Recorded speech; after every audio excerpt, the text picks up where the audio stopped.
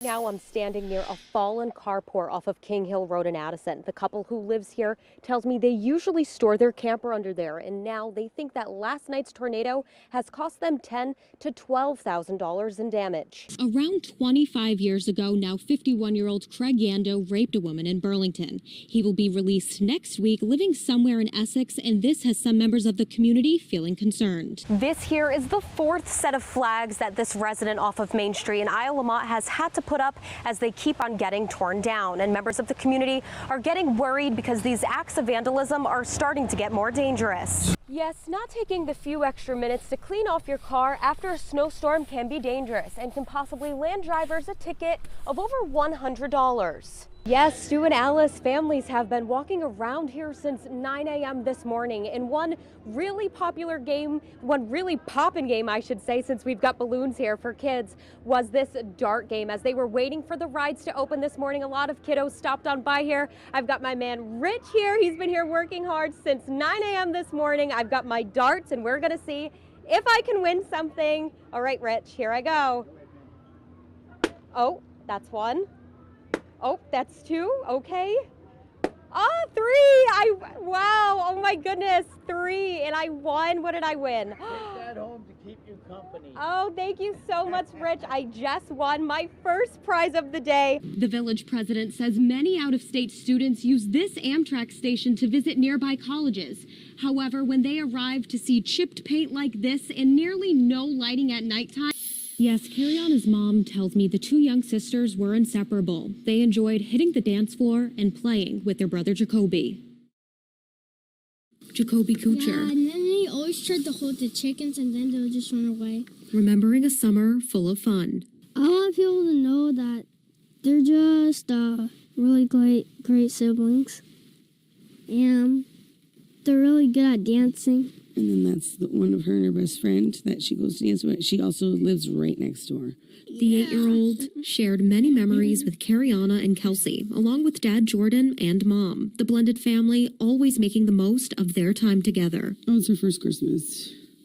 Sunday night brought a new sense of reality, an accident forever changing their lives. I lost it. I just dropped to the floor. I was kicking, throwing everything. I knew, I already knew. I knew they were, I didn't want to think that, at all, but I just knew I could feel it. The news was a surprise to everyone, including the group of dancers preparing for their big winter recital. I'm keeping everything as is.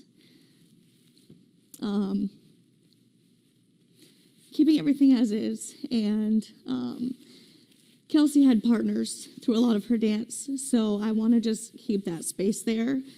Hopefully she's there in spirit, and some of the little girls, that's where they're struggling. Well, Kelsey's my partner. And I said, no, she still will be, just in a different way. She has so much support. They all do, and so many families that come together for them, really. It's amazing. I contemplated canceling the show.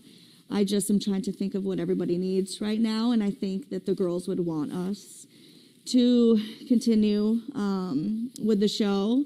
So all of the dancers will be wearing a pink and purple ribbon in honor of Kelsey and Carrie-Anna, and the audience as well.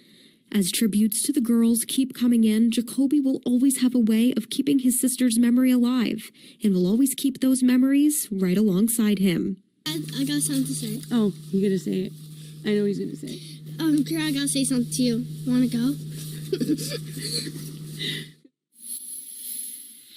And Milton School District, where the two girls attended, made plans today to hold events later in the year to commemorate the lives of both Kelsey and Carrie-Anna.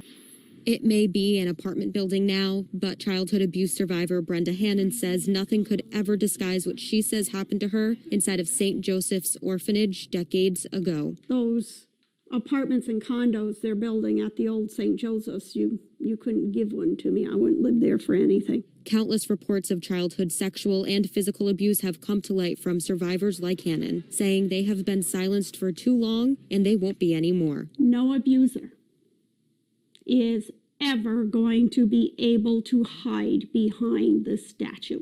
Right now, there are limitations on when a survivor can come forward with childhood physical abuse allegations, only giving them until the age of 21 to have a day in court. It takes a very long time for some people to come to terms with what went on in their early childhood. Many never tell their stories. However, the survivors of St. Joseph's Orphanage have used their experiences to enact change, telling state senators details like being hit, pushed downstairs, or forced to stand for hours, all with hope their courage will get this amended bill signed into law. Sorry, I've gotten really emotional about this bill. Emotions that will yet again be told on Friday when the bill heads to Vermont House. No child should have to go through that, and the legislature should do everything in their power to make sure that children, as they grow older and realize and come to understand what's happened to them, have every tool available to them to access justice. The final vote in both the House and Senate is expected in the coming weeks. Sergeant Strack with the Lake Placid Police Department spends his Monday on the job patrolling traffic and sometimes issuing tickets. Are you surprised? Yeah, absolutely. And while some of the drivers who he pulls over are guilty of common traffic violations, I was expecting a ticket. instead of handing them a ticket, I'm not going to give you a ticket, okay? I'm going to give you something else. he's giving out second chances instead, paired with $100 cash. So you get what's coming to you, and this is definitely not what I thought was coming to me. An anonymous Secret Santa dropped $2,500 off at the Lake Placid Police Department, and with the help from some elves is giving back to the community during the holiday season. If, someone gets pulled over by the police, they're expecting what could be a negative interaction because they might drive away with a ticket. This gives us the opportunity at the officer's discretion to brighten someone's day instead. This generosity started a few years ago and has become an annual tradition, with surprises spilling over into Saranac Lake too. It's nice to just be able to go out and, as opposed to, giving someone a ticket, be able to say, hey, you know what, here, have a better day. Here's $100. And as these officers give back, the people ticketed say they're planning to return the favor this holiday season. Get some Christmas gifts for a family member or something like that, pay it forward. Somebody that doesn't have a lot going on right now. I'm going to give it to my guys so they can spend it on their families for Christmas, since I'm the one in charge and they're working, so. In Lake Placid, Krystin Rae, NBC5 News.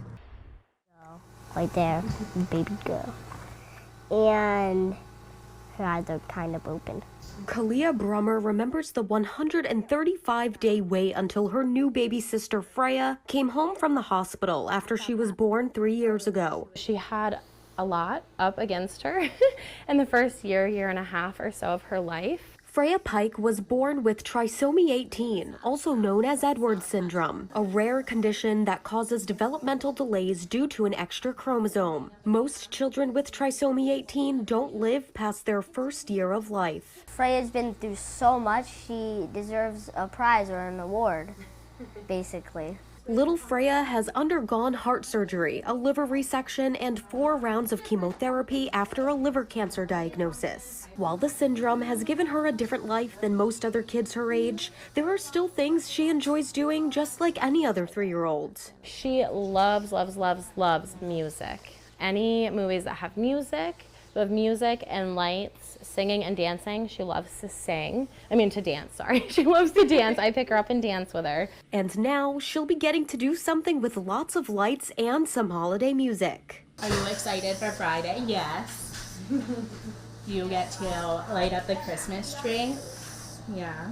Representing Make-A-Wish, Freya and her family will be flipping the switch on the Christmas tree on Church Street for everyone to enjoy. I love doing any events where we get to raise awareness for kids like Freya, kids with different diagnoses than Freya, and I know it'll help bring awareness not only to kids with medical needs, but to Make-A-Wish so that other kids can have their wishes granted. Freya's mom, Shauna, hopes her story can be a light of inspiration for other kiddos, like it is for her big brother, Patrick. She's the most fearless person and sister that I know. And big sister Kalia, who wants to be a heart doctor when she grows up, to give back to families like hers who are defying the odds. In Bradford, Krystin Rae, NBC5 News. Alice, yes, I have. I'm actually outside of Kiss the Cook on Church Street. I have a baking mat here. It is originally $20 today, priced here at $10, so that's 50% off. One actually just got grabbed right before I went on here. There's insulated mugs, originally priced at $35. Now it is $24.99. $1.99.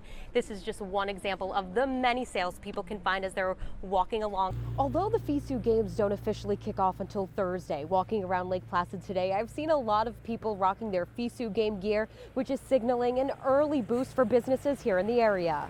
Yeah, so the cauldron was unveiled just a little while ago here, and as you can see behind me, here it is. There's people on it, you know, ice skating, skiing, all really fun. I had a great turnout here with the spectators and supporters who were here earlier. Now, I know we have many people in our region who maybe live in one state and work in another, but the Deputy Commissioner of the Vermont Department of Liquor and Lottery says you may want to wait until you get home before you buy that Powerball ticket. If a patient comes in on a Friday, they may not receive the full treatment care they need until Monday, but now with Turning Point just 5 minutes down the road, they won't have to wait around any longer and possibly change their mind about receiving care. The speed limit on New York Route 73 behind me is 55 miles per hour. And when the Adirondack Mountain Reserve parking lot used to get full, drivers would park their cars all along the way here, which would lead to accidents and pedestrian hazards, which is one reason why AMR implemented their parking program. Now, fire officials want people to regularly check their smoke detectors, especially during the cold winter months. People can do that by sounding the alarm on their smoke detectors by pressing a button similar to the one you see here at the front of this one.